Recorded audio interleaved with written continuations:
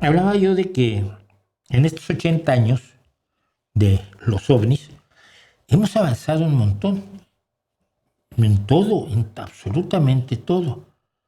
Pero cuando echas la vista más atrás de 80 años,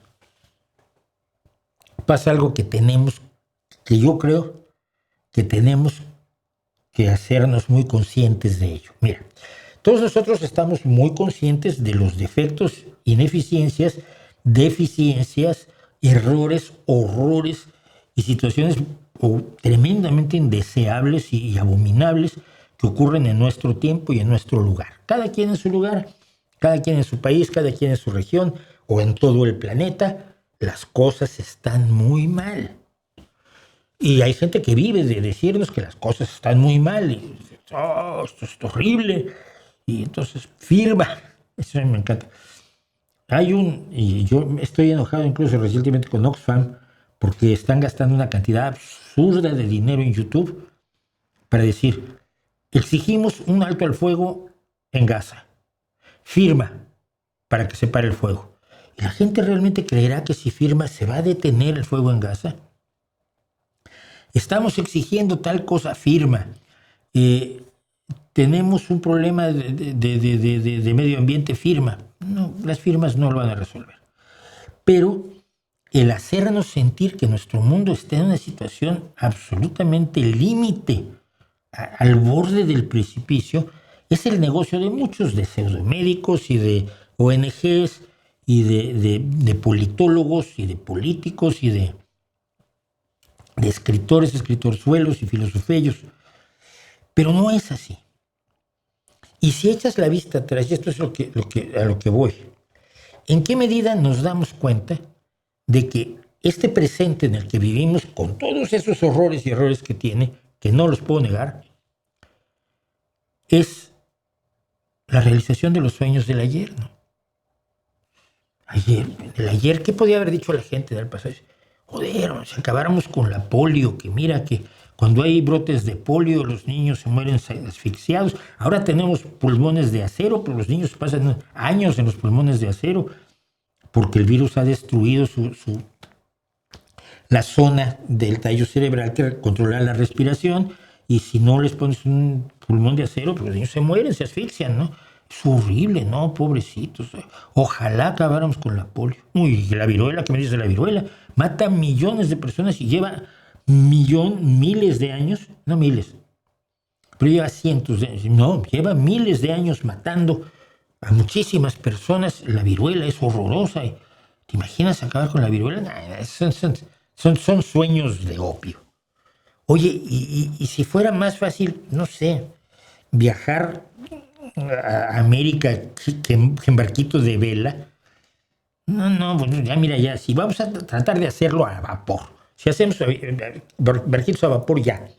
No, yo soñaría con algo más, así como que en 12 horas pudiera yo ir de Londres a Nueva York. Tú estás chiflado. ¿Cómo vas a viajar en 12 horas de Londres a Nueva York? No sé, vete a volar. Hombre, mira, es buena idea, volando. ¿Se podrá volar? Quiero comunicarme con mi mamá. ¿Tú dónde estás? No, pues yo estoy en Río de Janeiro, y tu mamá en Berlín.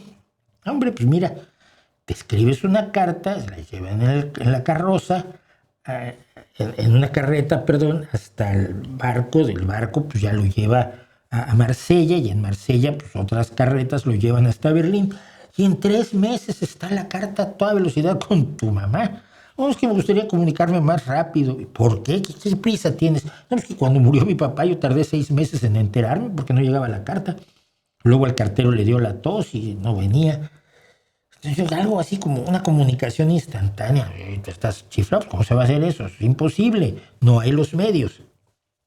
O sea, esto que estamos haciendo aquí, el que ustedes me estén viendo por una pantalla, utilizando internet, que me oigan, que tengan vacunas, que tengan trasplantes cardíacos, que haya menos hambre que nunca en la historia. Sí hay hambre y hay que combatirla, pero hay menos hambre que en todo el resto de la historia de la humanidad. Hay menos pobreza que en todo el resto de la historia de la humanidad.